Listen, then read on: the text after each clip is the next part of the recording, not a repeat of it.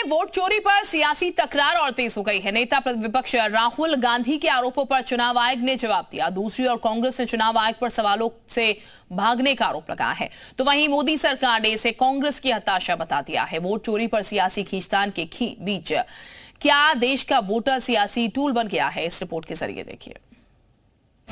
संसद परिसर के बाहर फिर विपक्षी दलों के सांसद ने प्रदर्शन किया। हाथों में बैनर पोस्टर लिए सांसद ने वोट चोरी और एसआईआर के मुद्दे पर जबरदस्त नारेबाजी की।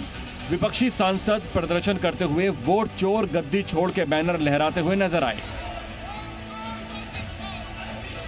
जानबूझ करके पिछड़ों का वोट काटते हैं, जिसमें भिन्न समाज, मौर्य समाज, पाल समाज, बघेल, राठौर, और शो ये करते हैं आप लोगों के माध्यम से कि पिछड़ा वोट मिल रहा है।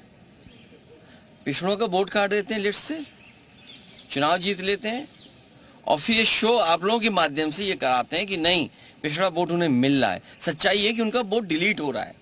अब आप देखिए, कुर्सी, शाहगंज, छिबरामऊ, श्रावस्ती, मणियाऊ, कितने कम डिफरेंस हम चुनाव हार गए। तो वहीं मोदी सरकार के मंत्री चिराग पासवान ने इस मुद्दे पर विपक्ष पर झूठ बोलकर लोगों को धमकाने का आरोप लगाया। वोट चोरी के मुद्दे पर फिलहाल सियासत खत्म होती हुई नहीं दिख रही है। विपक्ष के आरोप के बाद चुनाव आयोग ने प्रेस कॉन्फ्रेंस कर इसका जवाब भी दिया। अब इस मामले में सियासत थमने के बजाय तेज होती जा रही है। अब विपक्ष मुख्य चुनाव आयोग के खिलाफ महाभियोग प्रस्ताव लाने की तैयारी में है।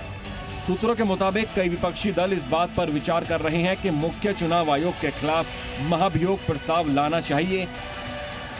नौबत आती है, जरूरत पड़ती है डेमोक्रेटिक प्रोसेस में, पार्लियामेंरी डेमोक्रेसी में जो भी हथकंडे हैं उसको अपनाने के लिए हम रेडी हैं।